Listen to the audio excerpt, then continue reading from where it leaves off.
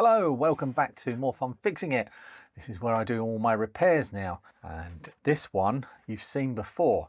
This is from a Triage episode and this is Grubby number 2. And this generated a few comments in that Triage episode, which I've printed out for your pleasure. So what I thought I would do is use your input to help me diagnose and repair this machine. I've also got the silver label C64, which has got a lot more comments on that one, with people suggesting what they think is wrong, because it's not as obvious as this one. This one is fairly obvious and I probably would have got there myself. But let's try the process on this one first and then use that as a bench test to see how it works for the silver label, because I really don't want to get that one wrong. I really want to make sure that I do as little work to that as possible to get to the fix without messing things up, making changes to a historically reasonably significant machine. This one isn't historically significant other than it's been on my channel. So Grubby number 2, I wrote down mystery brackets PLA, which is a joke. I didn't really think PLA, it's just an automatic response, like on a ZX Spectrum it's always the RAM. On a C64 it's always the PLA. So I don't think it is this time, and not very many of you agreed that it was. Let's have a look. So there's nothing socketed in here apart from the SID chip, and obviously the VIC2 will be socketed as well. So we're going to have to desolder whatever we decide to take out first. So let's go through the suggestions. I've got here Mikey or Mike H NZ from New Zealand, I'm assuming. I should guess the PLA, but I'm going to guess U14 for Grubby number 2. I think you might be the only person who suggests U14, Mikey or Mike, and I appreciate that one.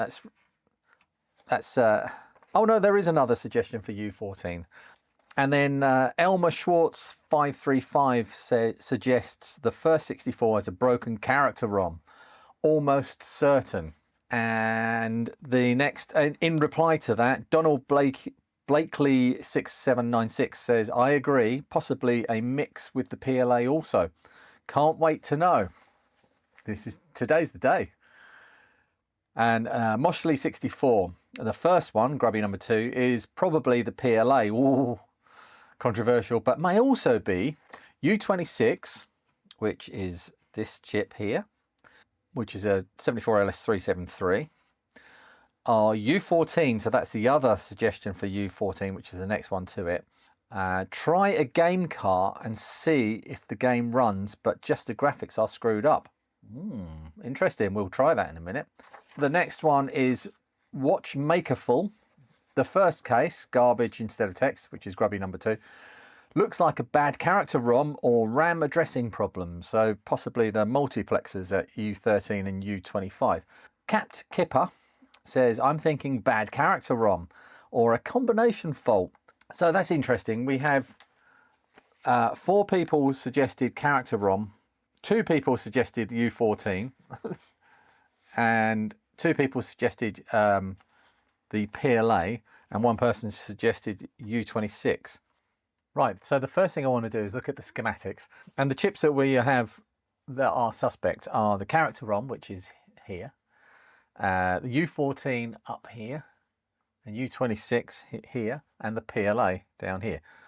Those are the main suspects. Obviously the memory could be in the mix with its multiplexers, but it does look like a character-based issue, and I would suspect either the character ROM at this point or something that sits between the character ROM and it being displayed. So the VIC chip is here.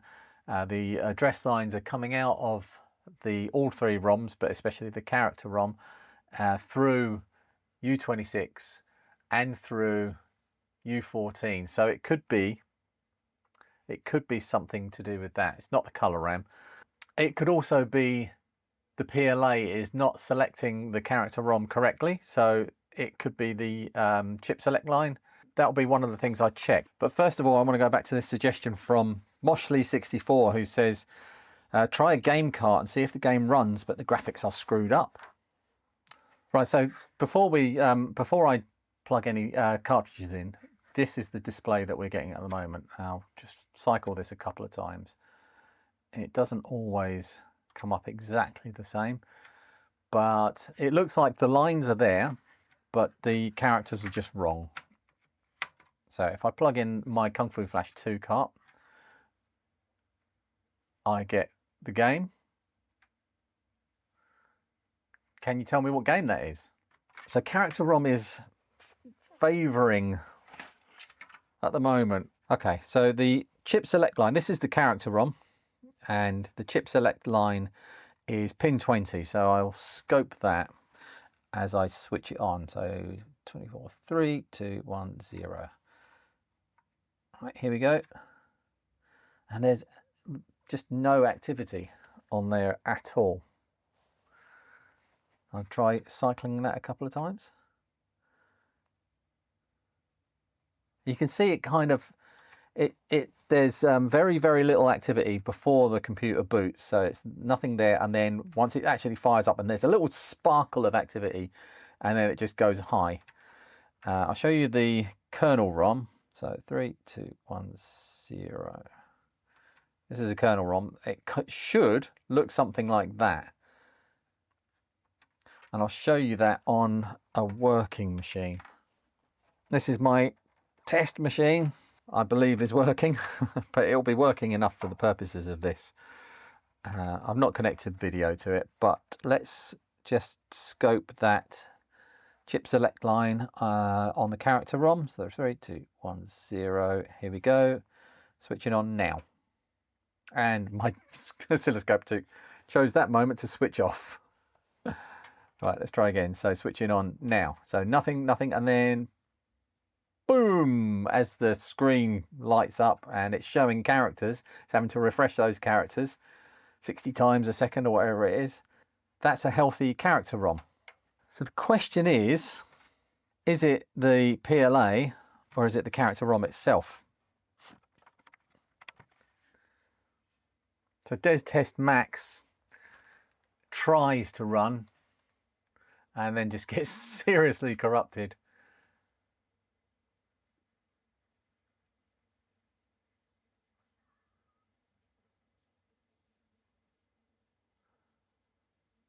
I think I'm going to go with the majority, and the majority was the character ROM. So let's try that first, and then if it's not that, then we can come back and investigate other things. I always like to put a Sharpie mark on the back so I don't desolder the wrong thing. That's easily washed off after with isopropyl alcohol. And I also like to reflow all of the contacts, all of the solder joints with fresh solder. It just helps to make things desolder a little bit easier. Old solder can have corrosion on it, can have contamination, and also increasing the amount of solder on there just increases the thermal contact point, so it transfers the heat into the old solder a little bit more efficiently. You end up not having to heat up the board quite so much.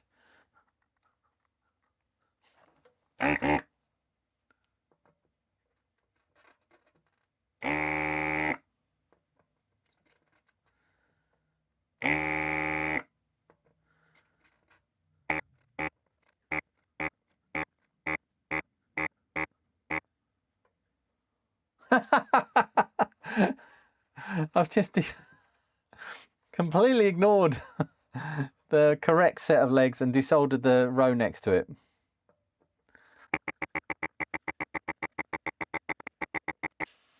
Looks good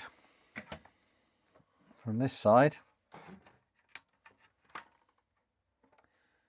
Yeah, looks good from this side. That would probably... yeah, that will probably just pop out if I was being reckless and didn't care about the board. Get some hot air on there and get it out properly.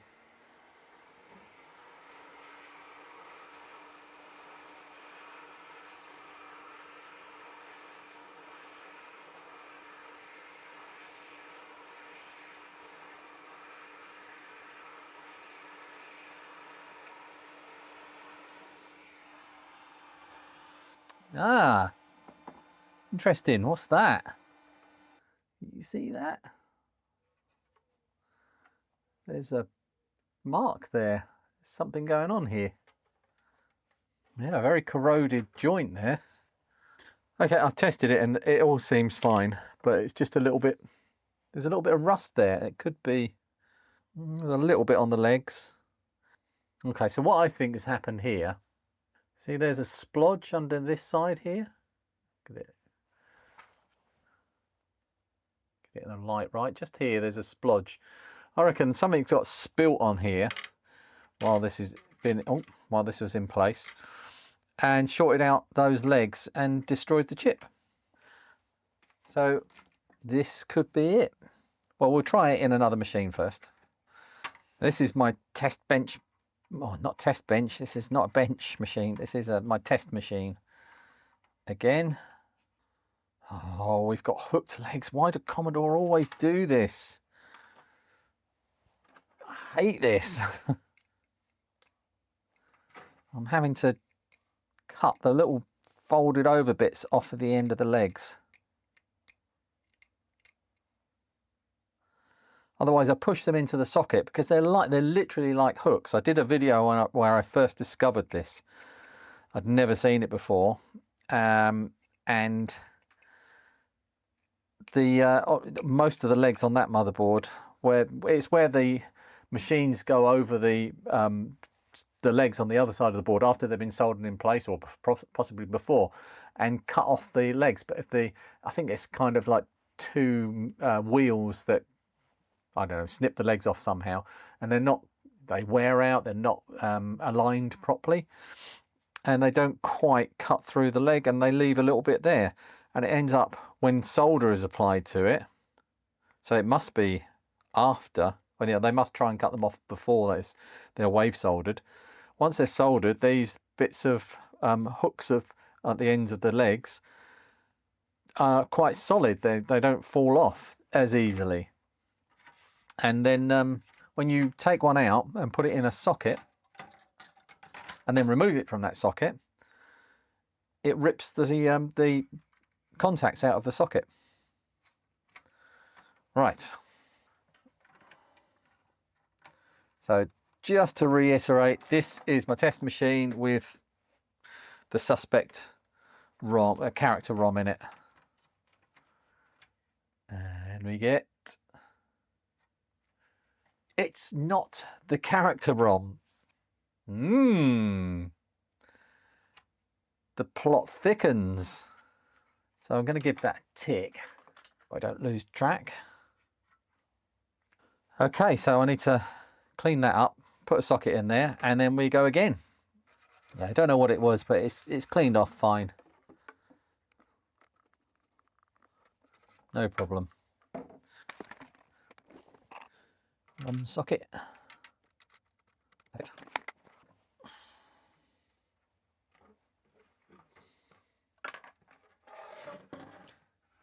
I need to resolder the other row of pins as well.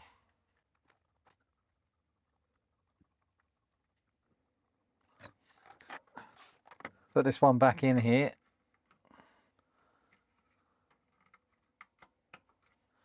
And give it another test, just in case it was some corrosion that was causing a problem that's now been removed. Let's try it. And it's still broken. Okay, so what did the list say? That it could be U14, the PLA, or U26.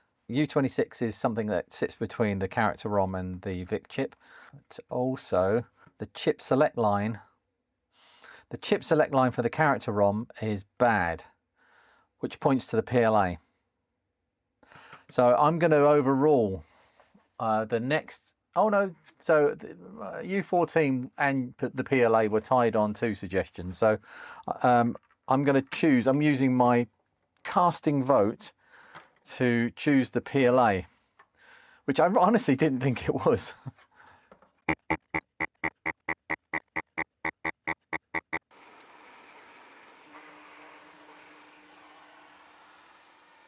Nice clean pull, no problems there. Let's move over to test machine, pull the PLA out.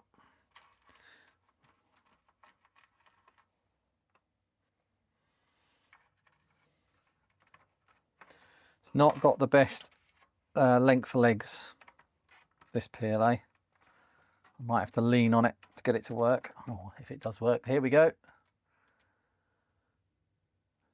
It's not the PLA. The PLA is fine. I'm just going to put my PLA in there because it's got longer legs for testing.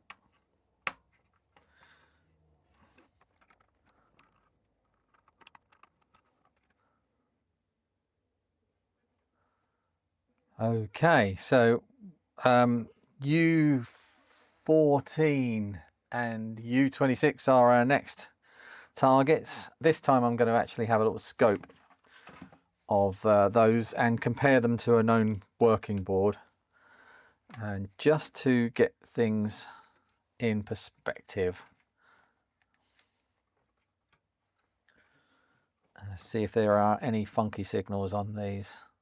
For those playing along at home, this is U26. 1, 2, 3, 4, 5, 6, 7, 8, 9, 10, 11, 12, 13, 14, 15, 16, 17, 18, 19, 20.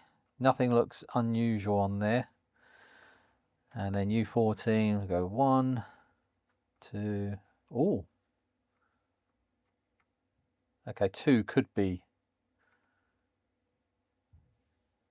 bad. 3, yeah, 3 doesn't look good either. That feels like it's being pulled down. 4, 5 looks a bit odd.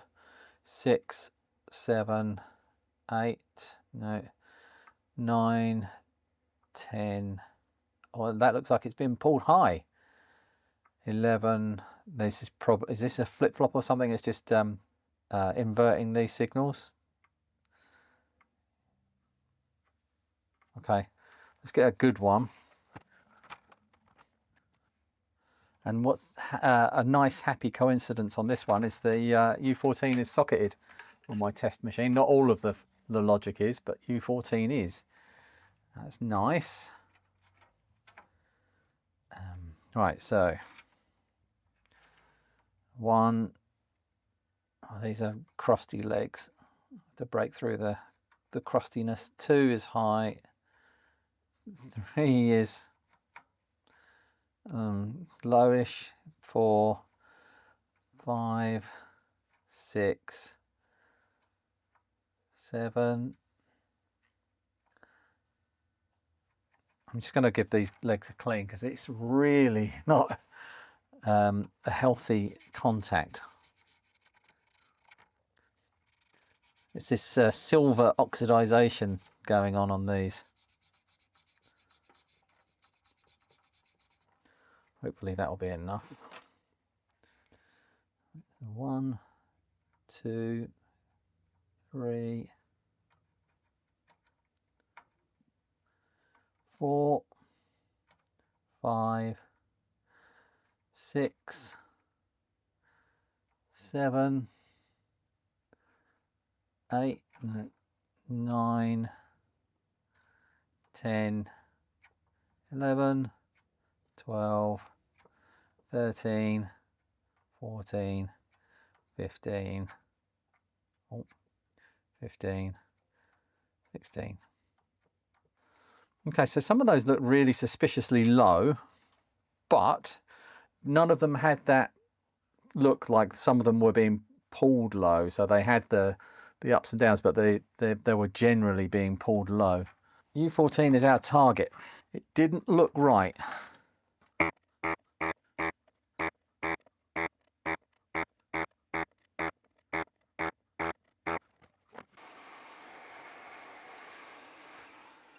A 74 LS258.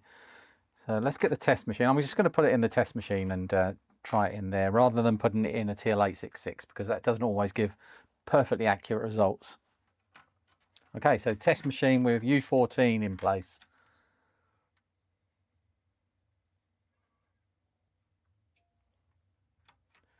Test machine needs a PLA. Test machine with U14 and a PLA in place. It's still working. It's not a U14. Okay, what does it do without U14? I'm going to assume it's just got a black screen. Oh no, corrupted text, but in an interesting way. We've worked our way down the list. All we've got left now is U26, and then I have to start doing some proper work and diagnosing. This one's turning into more work than I expected. I really thought that the character ROM was on the money. And then when it wasn't, I thought, oh yeah, the PLA, it's got to be. It's, the chip select line is just not there, so it's got to be the PLA. So maybe something else is pulling the chip select line. It could be another, one of the other ROMs. But why would they? No. I'm pretty sure they're all separate.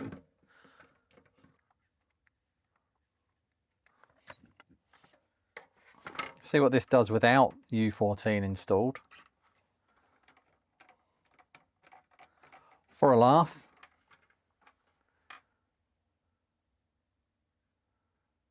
The same as the other one, but with some extra corruption.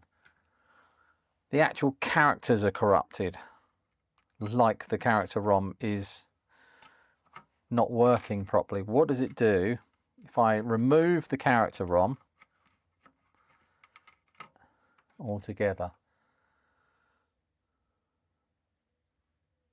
It's the same thing. It's completely ignoring the character ROM. Okay, I'm going to I'm removing U26 because that's what we set out to do, is to go through your list of suggestions, and I don't mind removing chips from this board. It's not a difficult thing to do. It's a nice board to work on.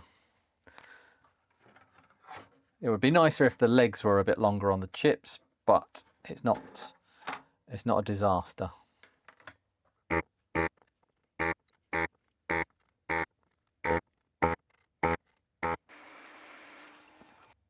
Right, so because I haven't got this one socketed on my test machine, this chip, I'm going to take it over to my TL866 on my main PC and test it over there. Be right back. One moment, please. Well, test normal, which means none of us were right. Something else is going on here. So I'm gonna put this back in the board. Actually, I'll see if I can find a socket. Oh, I do have sockets for these. That's cool. I'm gonna put this back in the board, and then I'm gonna hit the schematics and the scope and do it the old-fashioned way. Probably how I should have done it in the first place, but I wanted to get you guys involved. It's fun. But I have to say, you all suck. I should say we all suck, because I agreed with you. I really thought it was the character ROM. I still think it's the character ROM in some way, but I'm not sure how. But let's see. Let's see what it could possibly be. The other big suspect here is the CPU for me, because just simply because it's one of the things that goes wrong a lot. And that's just guesswork without looking at any schematics or knowing what I'm talking about, because I'm not an Adrian. I don't understand the deep workings. I've got a superficial understanding of how the computer works, how all of the different parts talk to each other, but not deep enough to know when there's something missing out of the equation, how to fit that back together. I think the first thing I'm going to do, though, is just give it a really good, thorough examination under magnification, just to make sure that nothing else is, you know, like a cap's bent over or something and shorting something out, just to rule out the obvious stuff. I'll see you in a bit. I've had a look around the schematics and I couldn't really find anything that stood out as obvious. And I went back to one of my old favorites. I used to use this page all the time when I was first starting out, and it's the pictorial fault guide, pictorial C64 fault guide at pictorial64.com. And it's a really, really handy resource and can very often lead you straight to the problem. And we know what our screen looks like. It's smeared text. So the character ROM faults, none of those look exactly like that. That one's fairly similar. That one's not too bad, but you can still see the characters that are there. But it doesn't look to me like any of those. So if I'd have looked here first, I might have leant away from this. I probably wouldn't have. Let's move on. Any more that look like our fault? U14, it was another one that was a suspect. No, that doesn't look right either.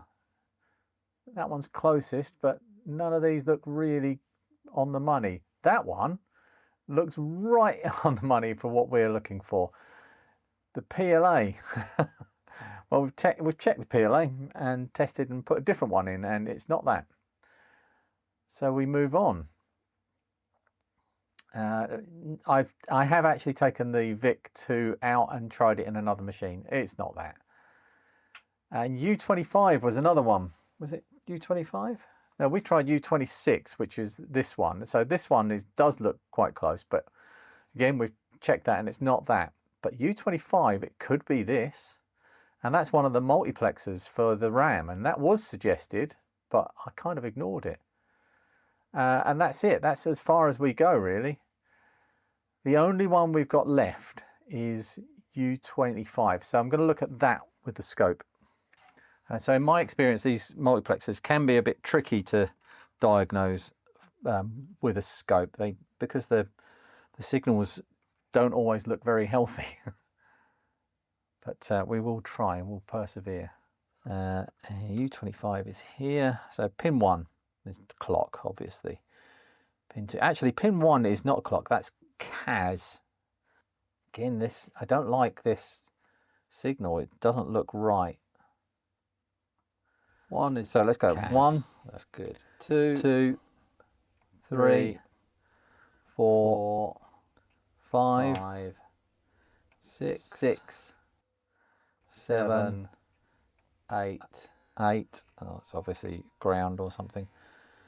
9, 10, 11, 12, 13, 14, 15, 16, and that's 16.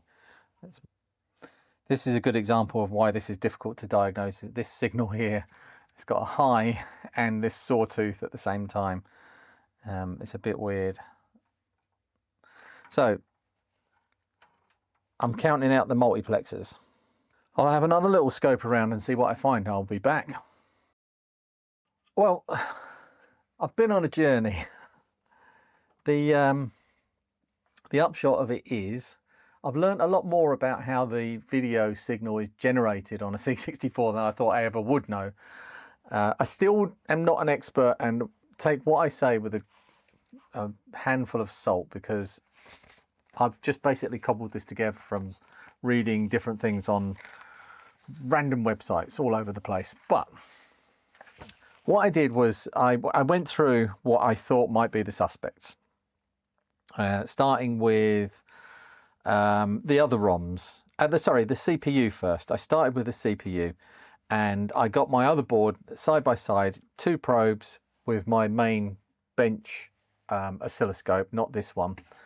And I probed each pin one at a time to see if I can find any differences.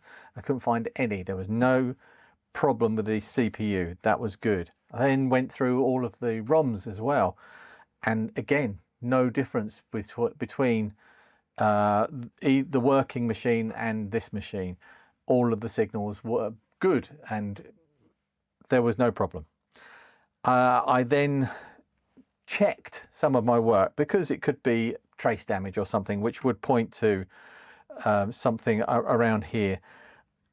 And I didn't I didn't check U14, and I wish I had, because it probably would have got me to the problem a bit quicker. But well, I'm not sure it would. But I then started randomly scoping the connections on U2 on this CIA, and the very first two connections were, sorry, the second and third pin connections were different on the working board than they were on this board. I'll just turn this on.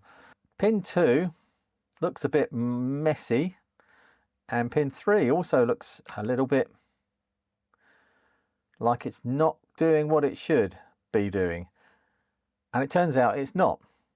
So then I had to look at the schematics and found out that pin 2 and 3 here, which are really badly drawn on this schematic, are VA14 and VA15, which head off onto a different part of the schematics, and they are video address 14 and 15. So they're the two video address lines that tell the VIC2 which bank of memory to look at to get its data to display on the screen. You can see it clearer here. I found this and explained how all of the graphics are displayed on the screen, what different parts of the computer are coming together. And it started by saying that it's generated the VA2 and VA14 and VA15 are generated with CIA2. I didn't know that either of the CIAs had anything to do with the video circuit. This is news to me. So they come in here into U14, which we've already looked at here, and on pin 5 and 6. And I've scoped pin 5 and 6, and they also don't look quite right. They're just low. They should be high.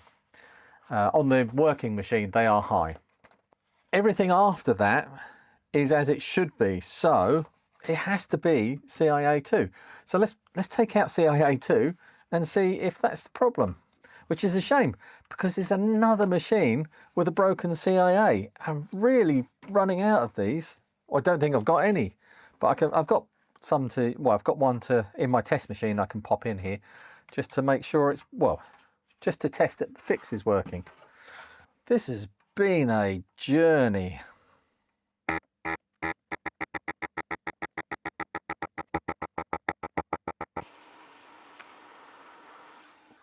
All right, let's get this one out of the way. Got my test board with a CIA socketed.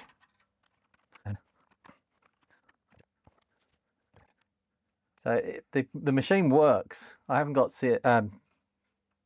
U1 in there, and look, the computer does boot, but just no cursor flashing. But I don't know if this is just those two lines that are broken, then this might not be the best test, but we shall see. Right, okay, now that is a good test because the cursor is not flashing. So it's not seeing that CIA, that's not working. Okay, another good test would be to put a socket in the other board and put a good CIA in that and see if it works. But first of all, I need to put a big old X on that one.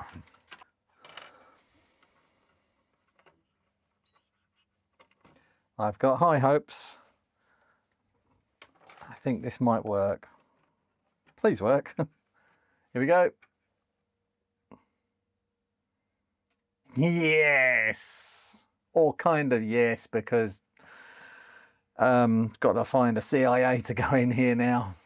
So, what have we learned? That I shouldn't listen to you.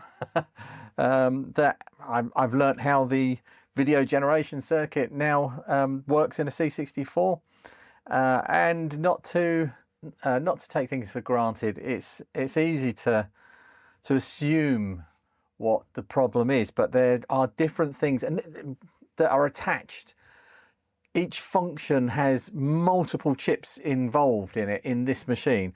In something like the ZX Spectrum, it's quite simple because things like video generation is ULA and one other chip, also some memory. But with this, there's so much going on. The video generation starts in the CIA. It goes down to the VA14 and 15, go to U14, come out of U14, and then go to U26, as well as the memory.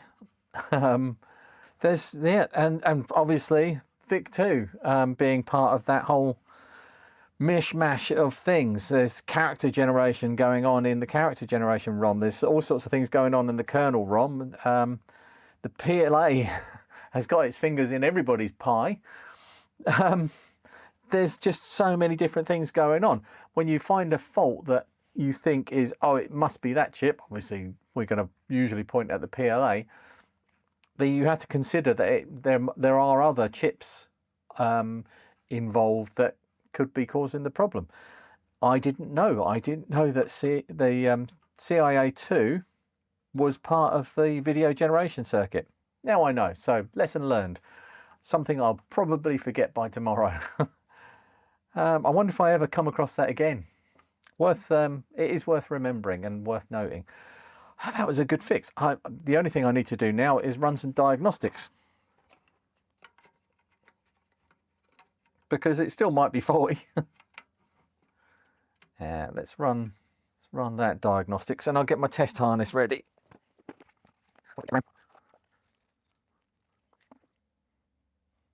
Okay, the RAM's all good. I've also got to check this SID. Doing that on this screen because it's easier for me to hear the speaker.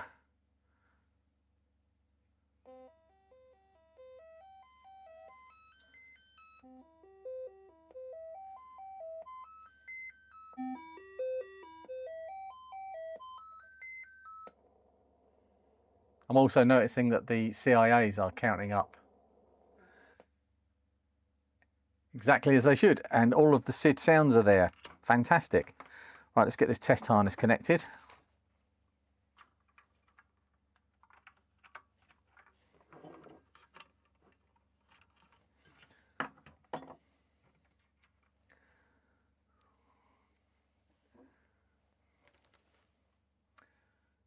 Control port. Oh, U28.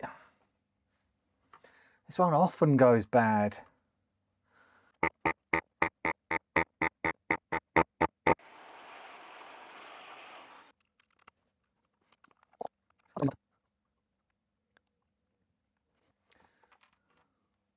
Yeah, this is the cold one.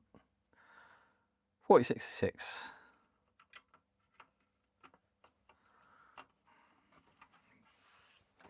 Try again.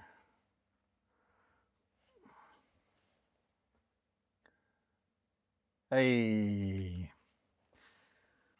So this is now, it's now working. I suppose we should, I'll just put the VIC2 tin back. Let's clean the VIC off, put the tin back on.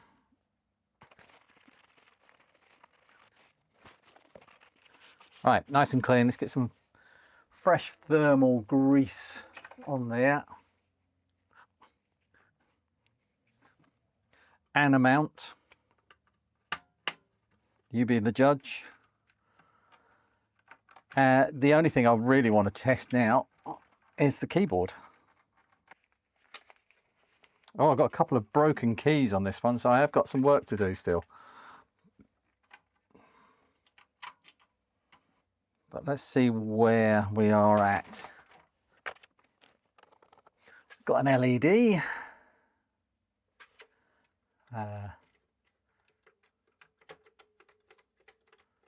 Oh, we're missing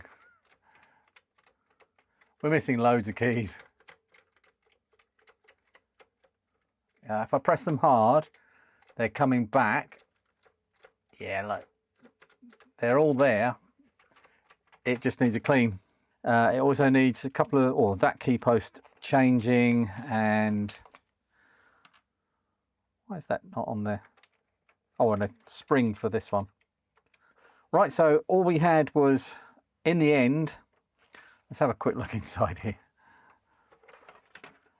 What happened? What was the story of this one? We started with the character ROM that wasn't that.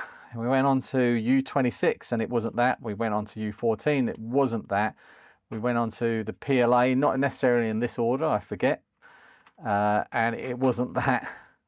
I then took myself off, gave myself a good talking to, did it properly and found out that it was actually U2, CIA2, which was the problem.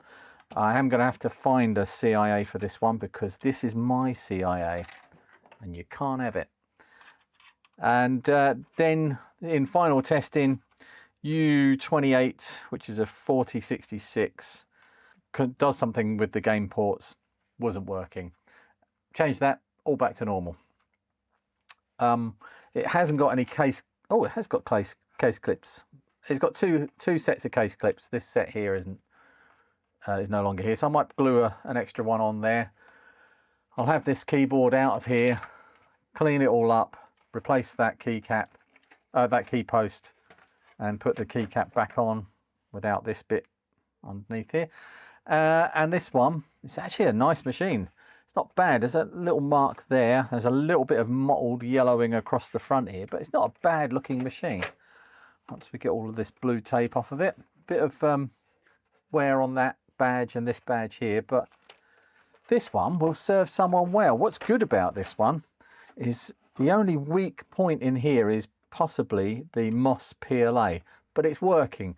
Oh, that's my PLA. I need to take that out as well and swap it with my one. But it is a MOS PLA that's got to go in here. That is the only thing, but it's in a socket and it's quite cheap to get a GAL PLA. So if you end up owning this machine, don't worry about it. Just run it with this PLA until it gives up. I wouldn't change it for the sake of it. And you've got a machine with a few socketed chips now, so a bit easier to diagnose in the future. You've got a good VIC 2 with good thermal grease on.